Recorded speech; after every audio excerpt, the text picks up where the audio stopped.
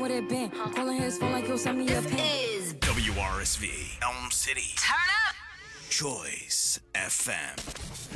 Choice FM is live at 5. But it's like this, the South got something to say. That's all I got to say.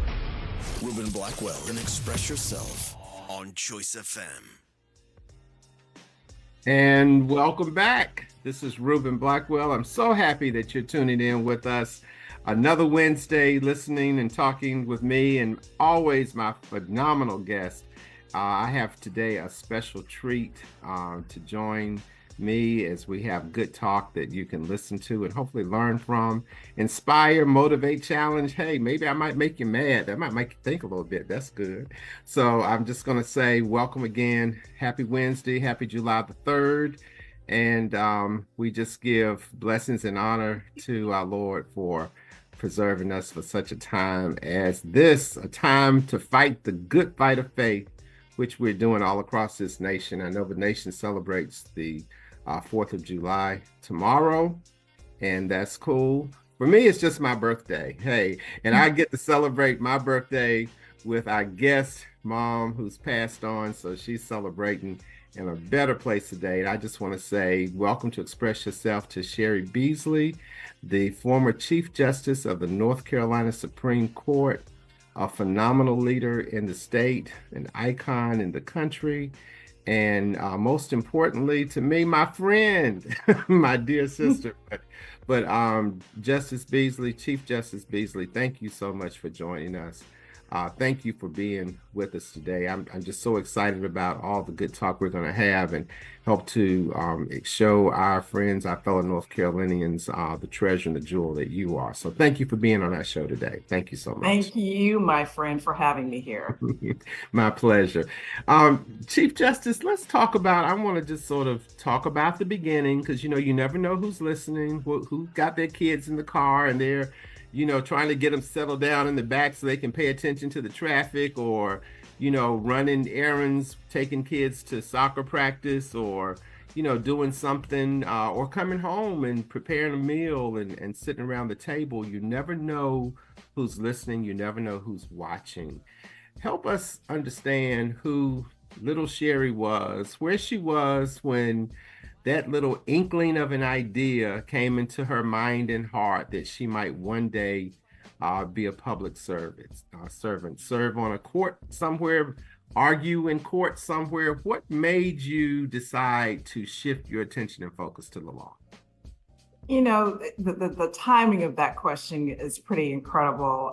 Just this past weekend, I celebrated my 40th high school reunion, went back home to Nashville, Tennessee. And so I got a chance to connect with the young lady that you're talking about. I got a chance to really be with good people who were so much a part of the foundation of helping to build me to be who I am.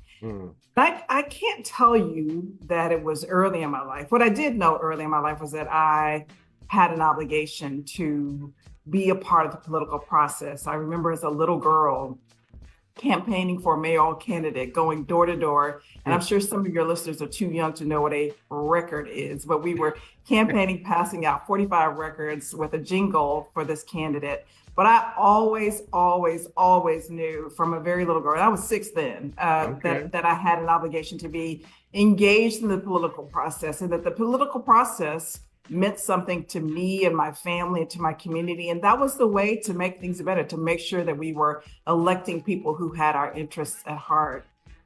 And I think it was a culmination of people who invested and who believed and who nurtured and who disciplined and who scolded. One of my high school Spanish teacher was at our reunion, and I remember her fussing at me one day. But I remember that being as, upset as I was about it. I remember that being in love. And so there's so many people along the way who will never reach the history books, who believe that Cheri Beasley could be somebody, who would be somebody. And then I think the other piece of that is, as a young Black girl in Nashville, Tennessee, I never saw an African-American woman presiding in a courtroom. And so I was a licensed attorney the first time I ever saw an African-American woman. And I always want to give Justice Patricia Timmons Goodson her due, because she was at the time a district court judge in Cumberland County. And to be able to see her lead and preside and be respectful and to appreciate the humanity and the people who came before her in the courtroom certainly put a little something into my being to help me to see that I could expand the vision over my life. My goodness. And that must be so fulfilling for her as well, knowing that she was able to open the door to someone coming behind her that would do so many great things and help so many people. So thank you for sharing that story. So tell me about mom. Tell me about mom. My birthday partner. I know. Your birthday partner. She was wonderful. She was a very special woman, and I try to speak her name, Lou Beasley, every day. Her mother, her birthday would have been on July 4th. And she was special. She was wonderful. My parents divorced very early in my life. And so it was really my mother who, and a whole host of family members and aunties and uncles and cousins and folks in the community and teachers who poured into me and really who, a village of folks who were part of my upbringing. But my mother was fantastic. I mean, she was the oldest of four. She had earned her PhD by the time I was 10 years old. And the one thing among many lessons, and she wasn't really a lecturer. I mean, she was no nonsense and didn't take any miss, was not afraid of speaking the truth. But the one thing that I really appreciate that she modeled was that every time a door was slammed in her face, she was always determined to knock it down. And this is a Black woman whose mother finished the 8th grade because she was born in Alabama, as was my grandfather. And girls didn't go to school past the 8th grade. My grandfather went a little bit farther, but these were people who were church-going folks who had a whole lot of faith, who believed and knew that they had to trust in God to raise their children. They did that. They were hardworking community folks, church folks. And my mom and her siblings did well. They worked hard. In a lot of the ways that a whole lot of Black folks of that generation had to vote, had to work. And I didn't mean to say vote, but my mother did not have the right to vote until the Voting Rights Act. And so when we talk about we talk about women receiving the right to vote in 1919, that did not apply to Black women. And so it was the Voting Rights Act. So we're still fighting those kinds of issues today. But I'm so thankful that she was a fighter. She was very active in her community and really in the country. And she invested a lot in children. And she knew that she had an obligation to give back, and as do I. You know, really powerful that you grew up in Nashville, which is a seat of Black intellectual power. And you think about the universities that are there, you know, Tennessee State University and Meharry, which has produced so many generations and generations of Black professionals, medical healthcare professionals that have served so many across the country and the world. And the kind of opportunity, even in times of segregation, how Nashville as a city embraced civil rights, embraced the heart of the Confederacy, because Tennessee is very much the South, isn't it? Speak it. Just like North Carolina. So for her to be able to, back in those days, even, I mean, it's not like it's 100 years ago, but in those days, for her as a single woman to gain her PhD, divorce with a baby, that is powerful. So now we sort of see where you get that tenacity from. And I would like to shift then, since you brought it up. Yesterday was the 60th anniversary of the Civil Rights Act that passed. What does that mean to you? I've heard a little bit, and you've talked a little bit about how your mom, even coming up in a town that was very focused on civil rights and Black opportunity, still was unable to fully participate in this America. Born on the 4th of July, but unable to participate in the inheritance of all those promises that freedom meant. What did that do inside of you? Did that instill a fight somewhere, or what do you think about? How do you connect Civil Rights Act to your life today?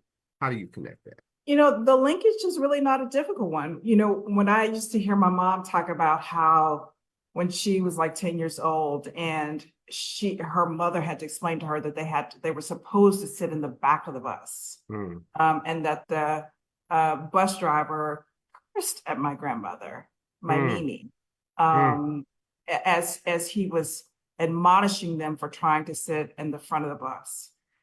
And that spurred something in my grandmother, who was also rich and full of faith. It did in my mother.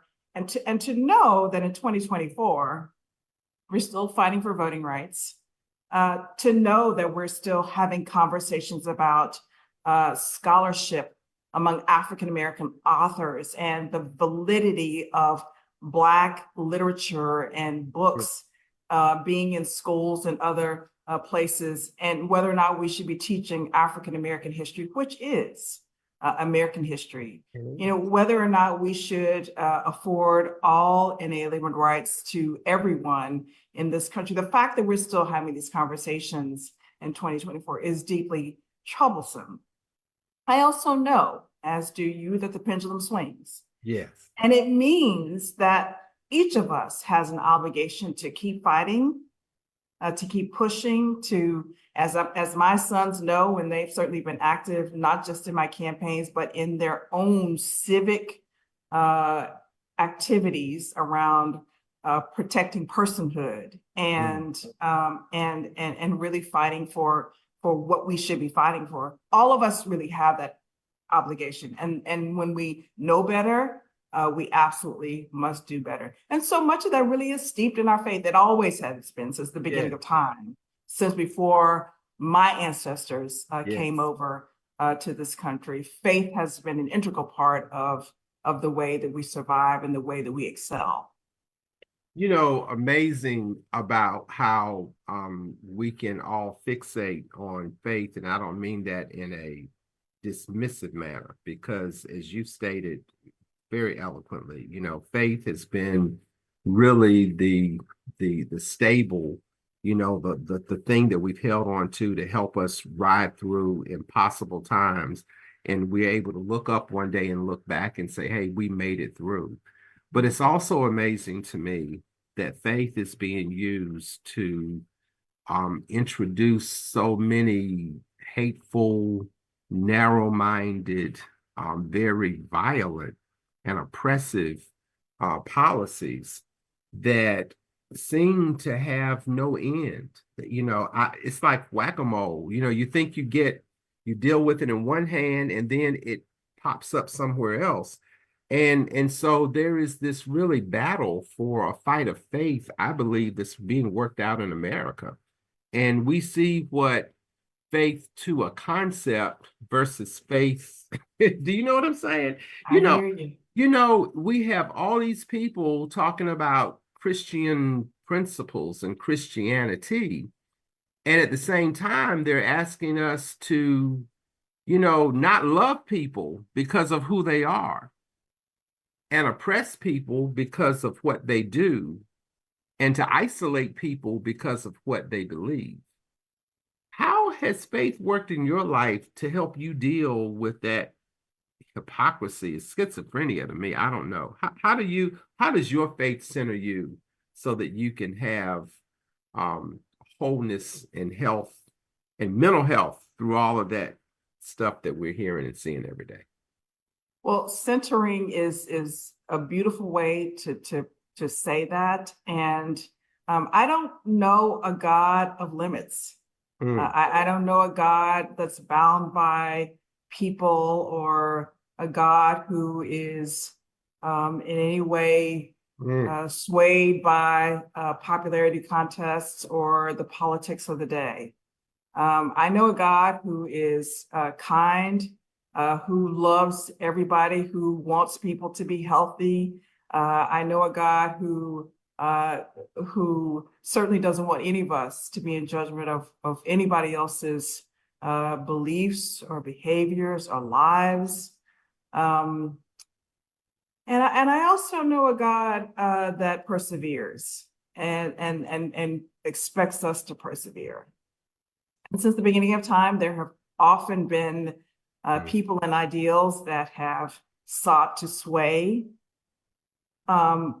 But what I know is that the God I know expects us to stay the course, that we can ill afford to be complacent, that if we believe, and I certainly believe, that I need to be fighting for God, which means I'm fighting for North Carolina communities and for our children and for the next generation and generations, that it's my obligation and my sons and my families and the people that I know to vote and to fight to make sure that we're protecting the rights of the people of this state and of this country.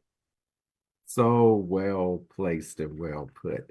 You know, your faith led you and sustained you as the Chief Justice of the North Carolina Supreme Court, the first African-American woman to achieve that accomplishment.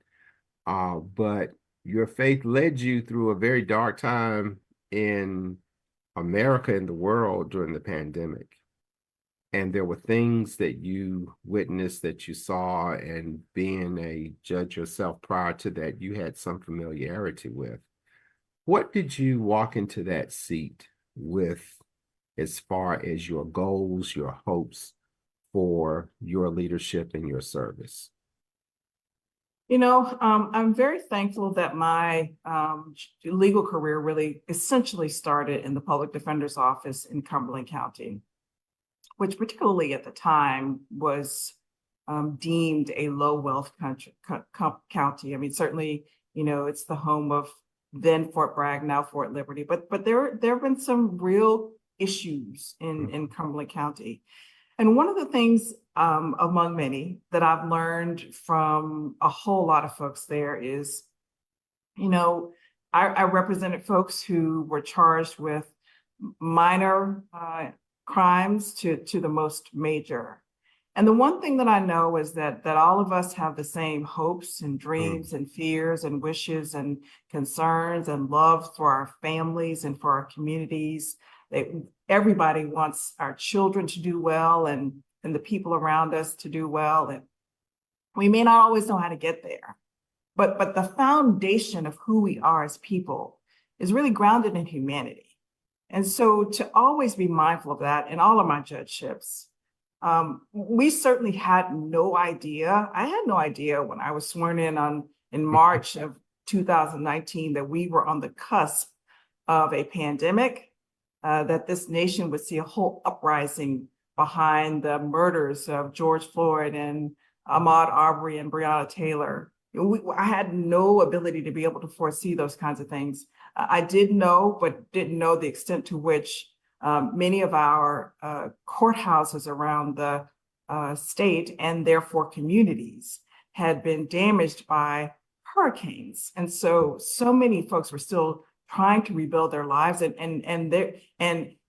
given the goodness of who they are, even though they were trying to do that, they were also setting up makeshift courthouses to make sure that people could conduct their business. So there were lots of things happening all at the same time. And I just knew that together with not just the legal community, but with a community and a state as a whole, we knew we had to make it. We knew that we needed to keep people safe and healthy. And I knew that it was really important to be able to do that while also instilling trust and confidence in a court system, which really has been, frankly, traditionally questioned by a lot of communities, but particularly during that period of time around the murders of George Floyd, Ahmaud Arbery, and Breonna Taylor. We were somewhere else in this country. And there was a great impact on the business of our courts. And so as Chief Justice, as the leader of the court system, as well as the Supreme Court, it was really important to me to take ownership of the beliefs of some people that court systems have failed, particularly African American communities and communities of color, but also to renew a sense of commitment that we could do better, that we were working really hard to do that, to really understand the outcomes and the disparities therein, and how we really could do better to shape the outcomes to make sure that people really could see that they should have trust and confidence in our courts, but also increasing the access to our courts. And so we were working really hard on being able to, particularly for people who live in rural communities where getting to the courthouse could often be a real hindrance in being able to move forward with their lives.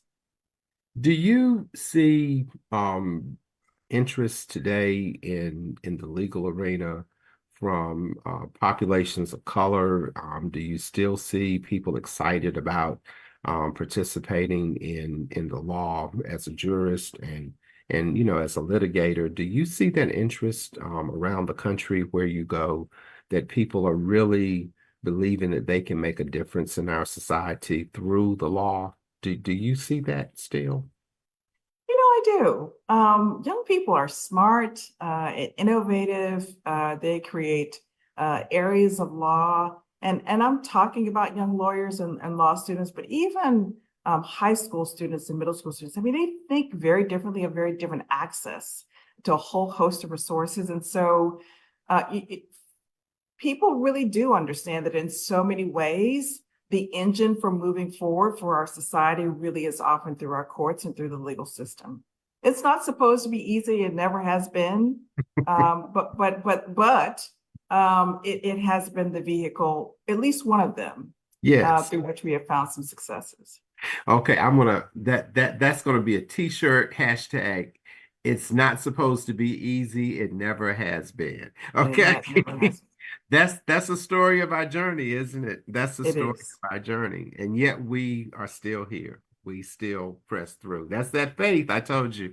That's That that is faith that faith. that help us to hold on, to make it to another day. And Justice Chief Justice Beasley, you didn't stop there. You decided to shift and move your passion to another level. You have had historic turnout to support who you are in the position as Chief Justice of the Supreme Court.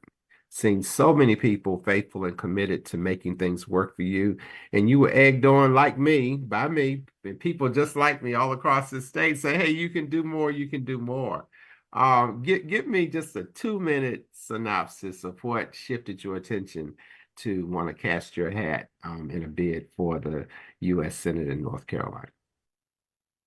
Well, we just talked about the importance of voting and the importance of participation. And in my Chief Justice race in the middle of the pandemic, with 5.5 million votes cast, I fell short by 401 votes.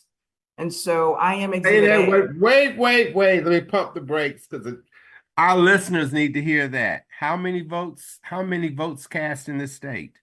5.5 million votes cast in 2020, and I fell short by 401 votes. I made history again by the most narrow statewide election in this nation's history. And so we can ill afford to believe that every vote does not count. I am exhibit A. And we have to know that the fact that there are people working really hard to suppress the right to vote, they wouldn't be doing that if there is not empowerment in exercising the right to vote. So for people who say, I'm not going to vote in this election, or I don't believe in that, or whatever, we shouldn't be giving away that power.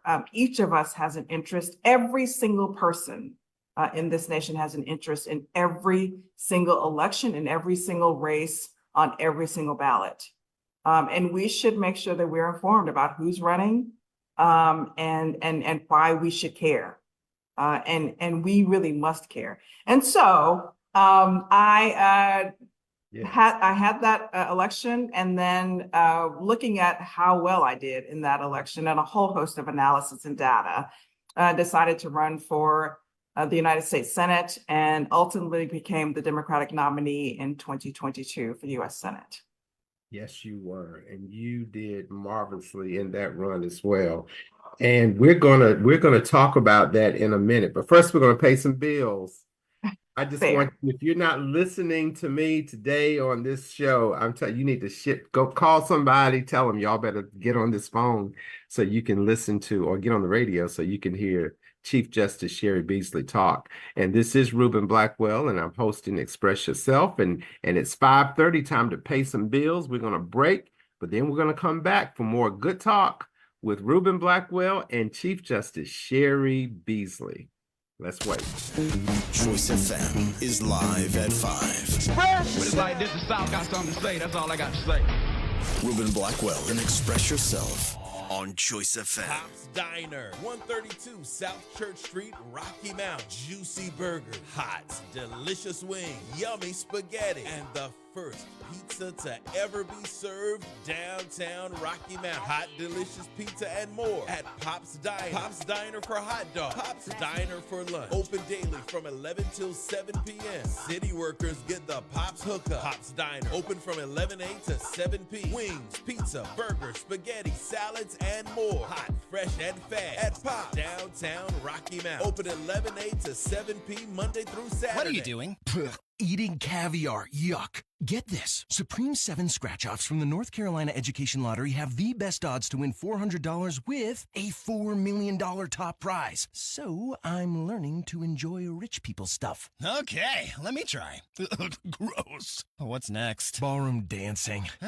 I'll lead. New Supreme 7s, a shot at supreme riches. Must be 18 to play. Approximate overall odds of winning are 1 in 4.18. Problem gambling helpline 877-718-5543. When you need legal representation, order in the court. Call attorney Antoine Whitby, 919-934-3222. Or call in The Legal Way with Antoine Whitby. 10 a.m. Saturdays on Choice FM. Choice FM is live at 5. But it's like this, the South got something to say. That's all I got to say. Reuben Blackwell and Express Yourself on Choice FM. And this is Reuben, more me. But more importantly, I got Chief Justice Cheri Beasley on the line with us today. Justice Beasley, thank you so much for your honor. Thank you so much for being here. I say that because you know what? This is an honorable woman. She has given her life to service. She's grown up in a household of service. And guess what? She's a mom who's mentoring service and excellence in her 2 young boys and a great husband who is a phenomenal man, by the way, and very blessed. So we're just so thankful, Justice Beasley, that you're here today. Thank you so much for being here. And you were just talking before the commercial break about your shift in your desire to run for Senate and for Senate of the United States of America representing North Carolina.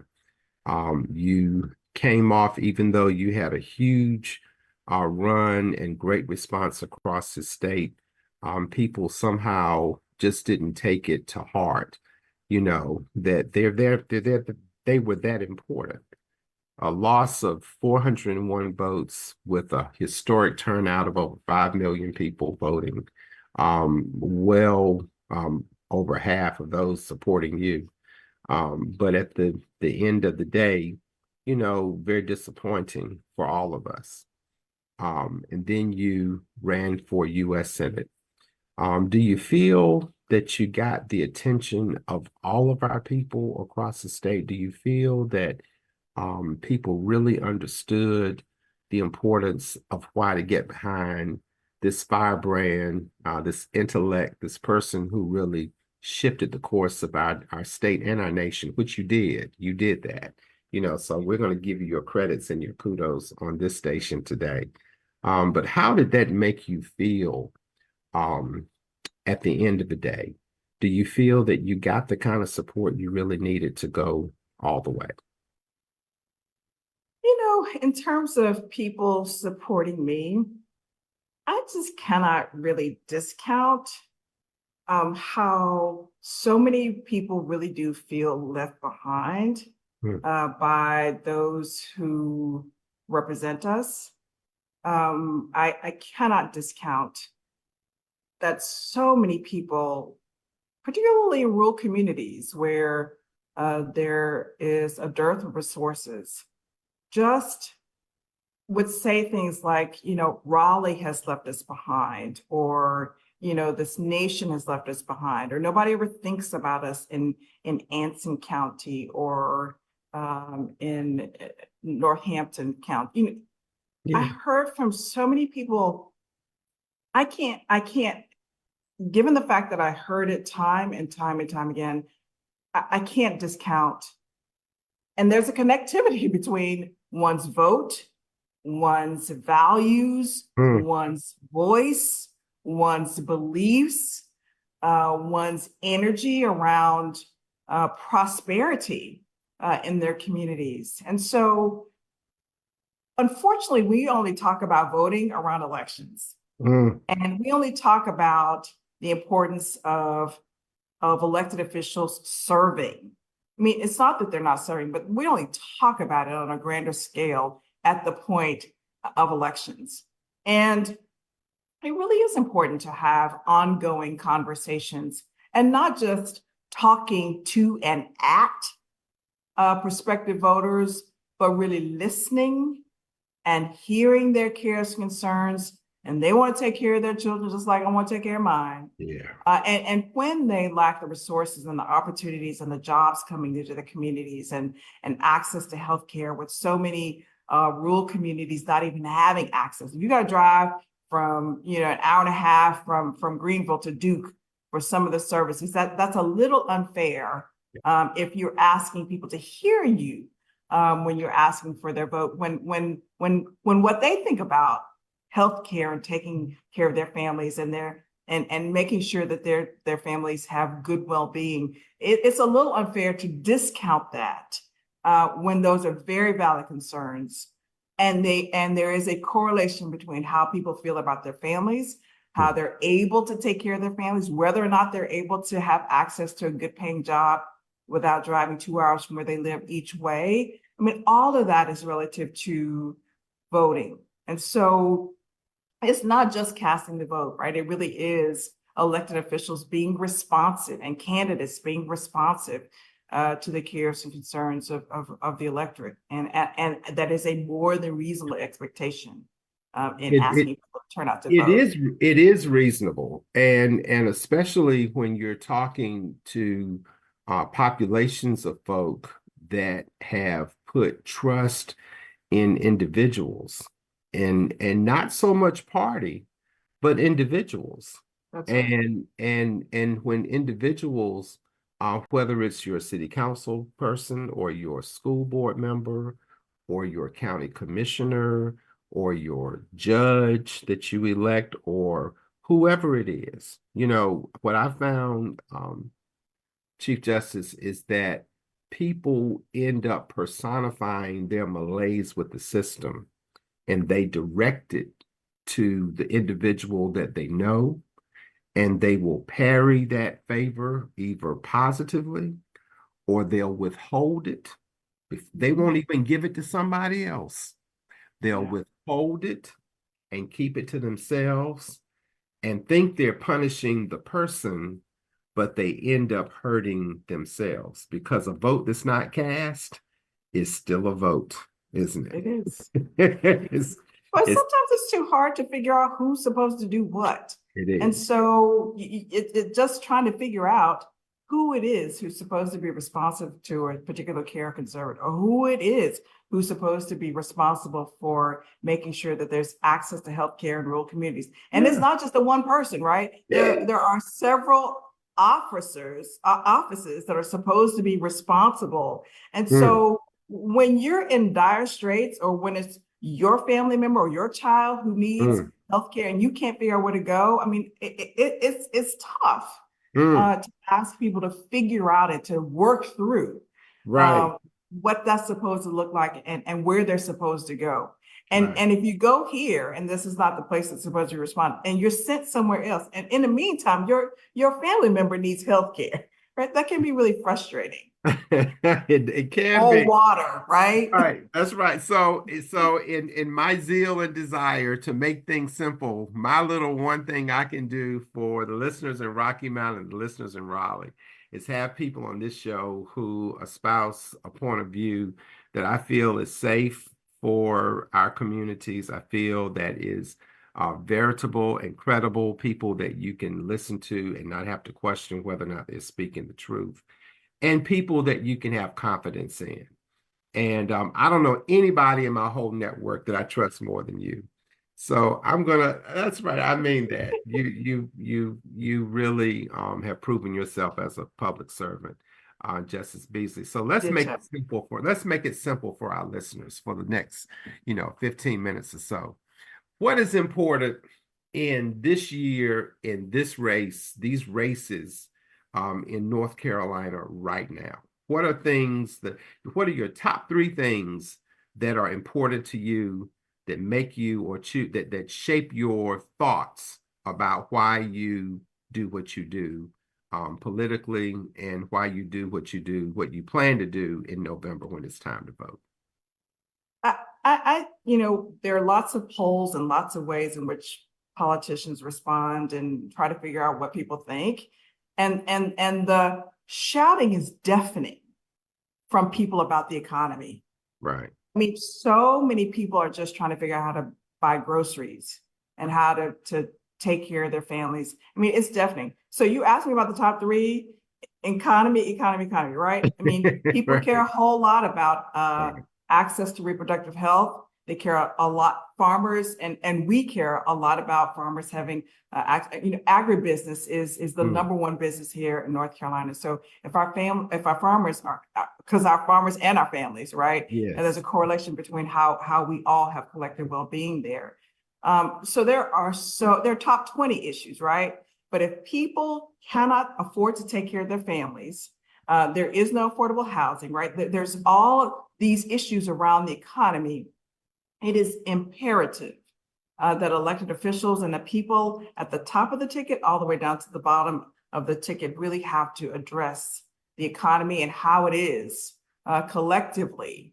Elected officials work on making sure that families can have access to groceries and housing and the other kinds of things in order for their families to be successful, and good schools, right? Yes, and good schools, and good health care too, So I do know that you are a staunch advocate for children, and that following your public life, you've always advocated for children. And I'm assuming now, listening to your upbringing and how you come from a whole community of people who value education and know the power of it, that you want to provide that same opportunity to everyone.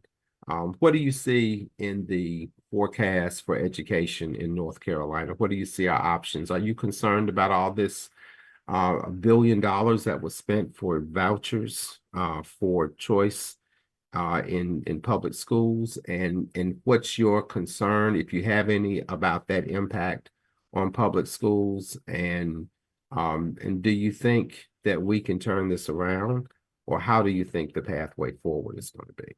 That's a lot. We should all be concerned about the health of public schools.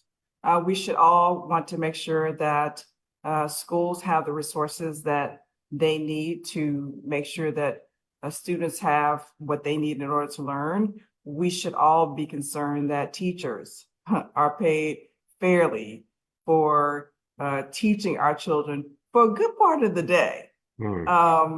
And the last thing we should do is to make teachers villains. So the investments that we make in public education are just deeply important. And if we miss the boat on that, it will mean that some children will have and some children will not. And our state constitution guarantees that every child here in North Carolina has the right to a sound basic education. And so it's incumbent upon us to live up to that constitutional mandate. It is important. And speaking of constitutional mandates, We have folk sitting in seats of power now that are asking us, that will be asking us to change our constitution as far as the verbiage in North Carolina about who is eligible to vote and who is not eligible to vote. Can you give us a little insight into that? I have heard some proposed language. I don't really quite know where we are. I know that there are also some pending cases around voting. So I don't really know where we are. It's July. And I don't know what's going to happen between now and the election in November. But I would advise, not just on this particular issue, but on all issues, that we all keep our eyes and ears open. I mean, all of this, and I don't really mean it in a negative way. We should all always be aware of the, whether they're local ordinances or rules and regulations around soil and water conservation, or laws impacting us imposed by the state or the federal government. We should all make it our business to make sure that we are understanding. And we don't understand this. I mean, I was talking with some cousins this weekend, and we had the conversation. We wanted to all make sure we understood what's happening, and so that the people feel comfortable voting their values accordingly. And if your value is one of personal freedom, what are concerns that you see as a constitutional? I'm gonna have to call you a constitutional expert because you were Chief Justice of the North Carolina Supreme Court. So if you aren't a constitutional expert, I don't know who is.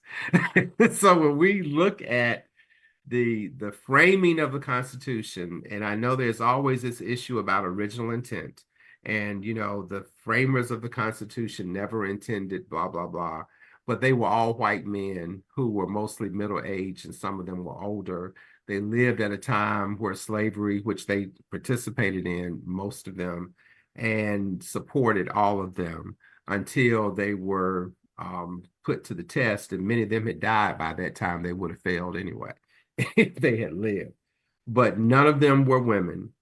None of them were working poor people. They were all landed gentry. They were all landowners. They all had means, and they all had a similar perspective, And yet, and I want to say this, that to me shows the power of perseverance and the power of divinity, is that even something that was crafted, with ill intent or maybe not full intent for everyone, still could be used to harbor safe passage for all people, But today, in North Carolina, where we have choices about how we will live every day, what should concern women about their well-being and their health? Is abortion just a matter for women who are having sex, and is the conversation just around,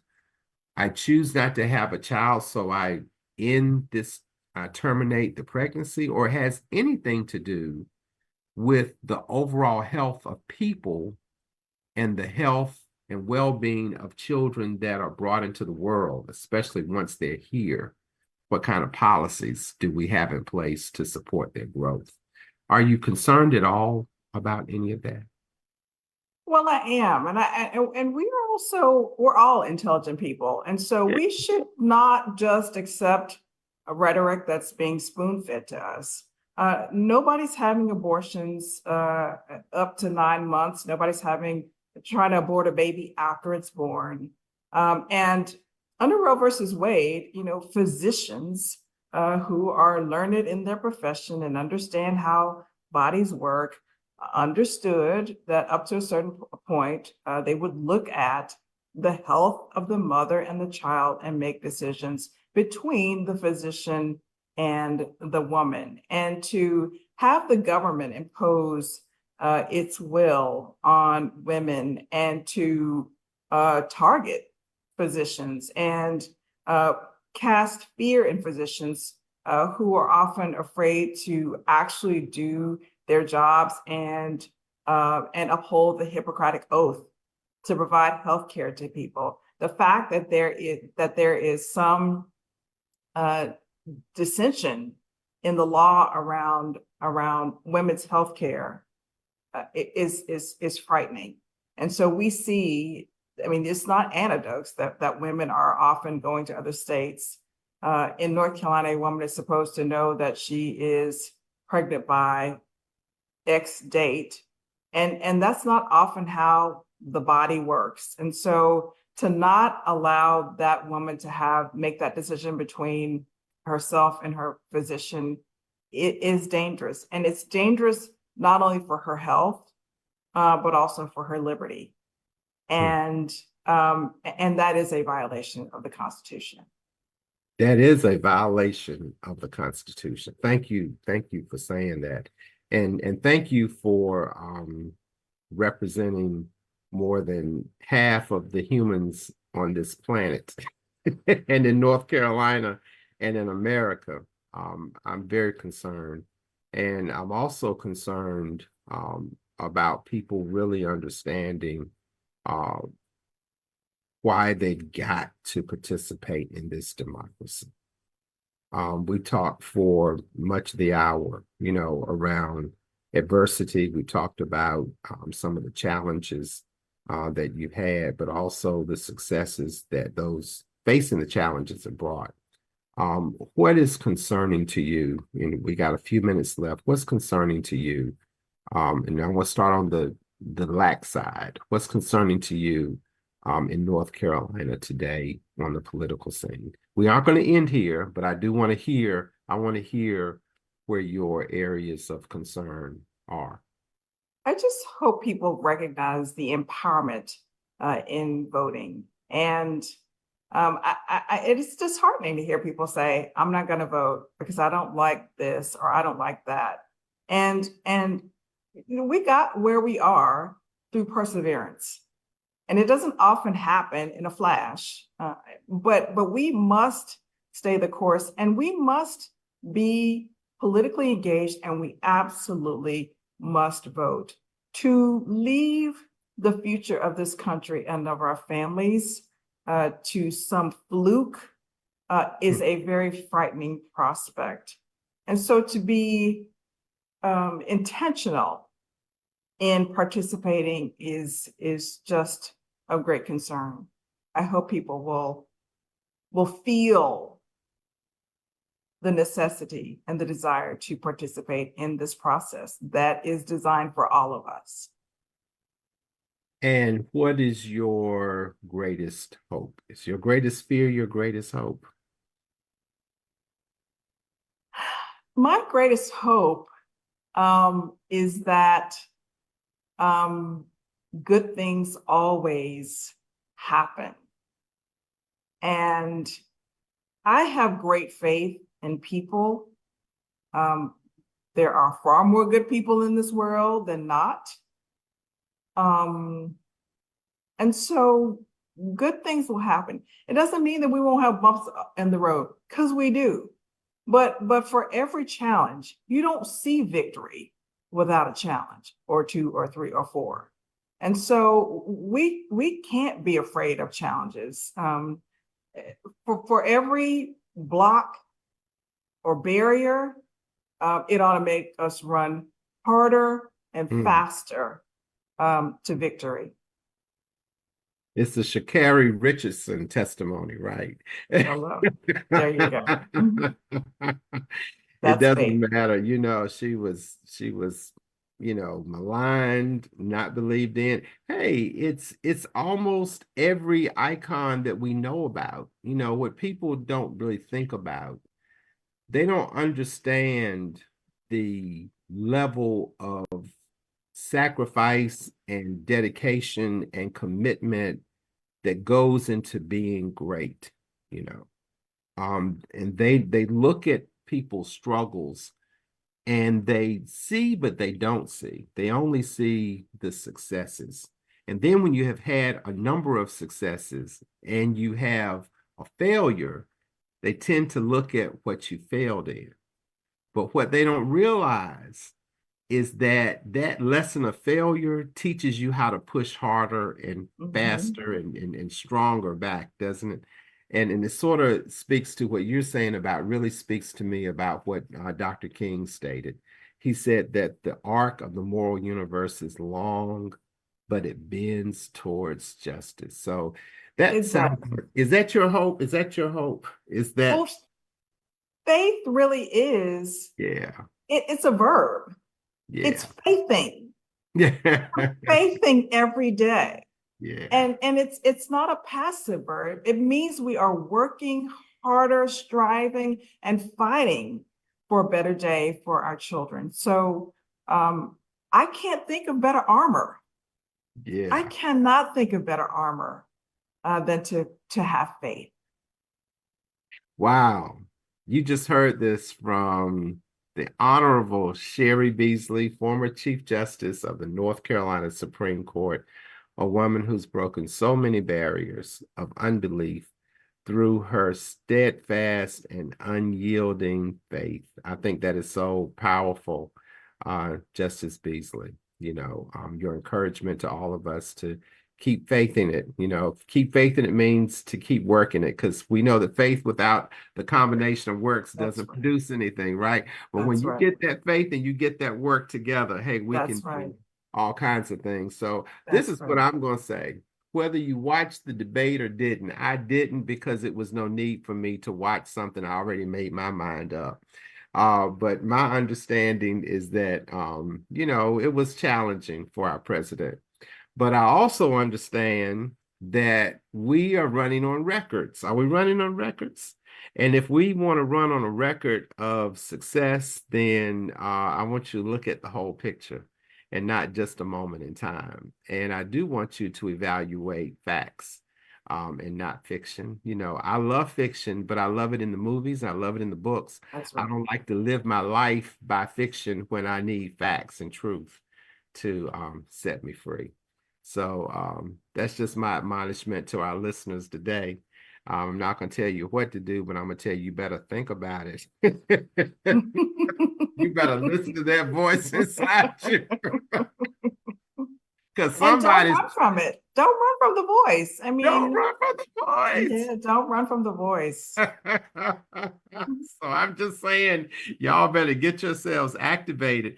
I gotta ask you this question. I just gotta ask you this question. And I know you're gonna be diplomatic in how you answer me, but give me some truth to hold on to. So we got a Supreme Court, and as we know, in the history of the United States, that true, regardless of the laws and the acts that have been passed, which is very important, that most of the time those laws and acts get challenged, and they go through a circuitous route through the justice side or the legal side of our democracy, our democratic republic.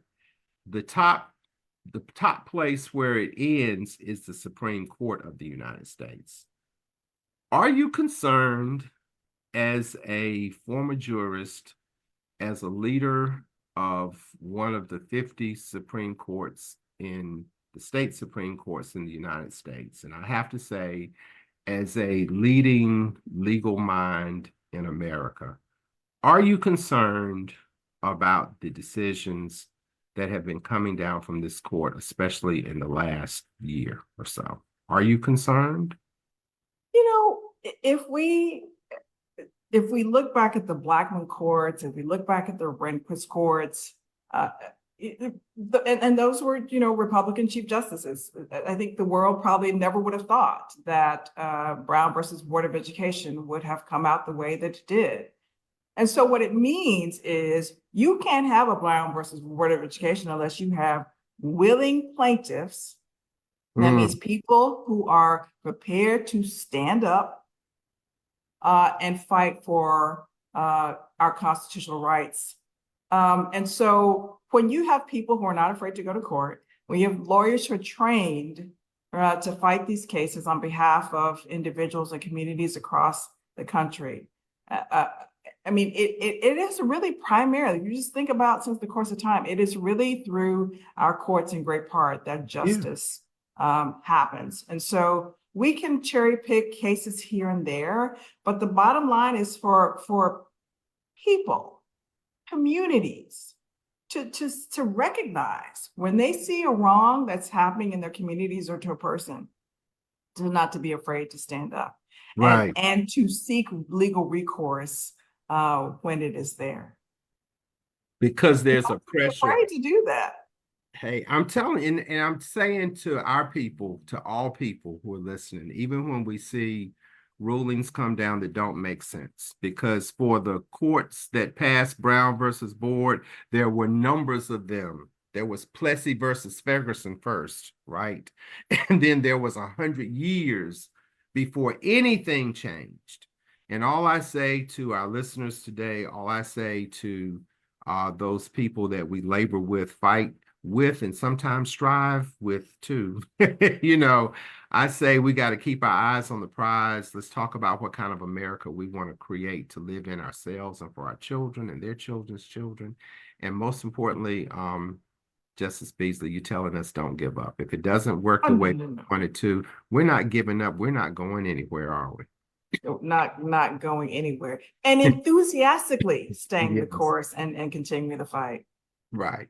Because we're going to fight with faith, aren't we? Oh, yeah. That is the best armor. Thank you so much for being with us today. And thank you for accepting my call to speak with our community. Thank you so much. I appreciate you, my friend. Thank you. Thank you. This is Reuben Blackwell with Justice Cheri Beasley. And we've had a wonderful time of conversation and fellowship today. We thank you for listening to us. And we're going to sign out now and let you enjoy the rest of your day. Come on back next Wednesday, 5 o'clock, for more Good Talk with Reuben Blackwell with Express Yourself. God bless you. Have a great Wednesday. Choice FM is live at 5. But it's like this, the South got something to say. That's all I got to say. Reuben Blackwell and Express Yourself on Choice FM. AURN News.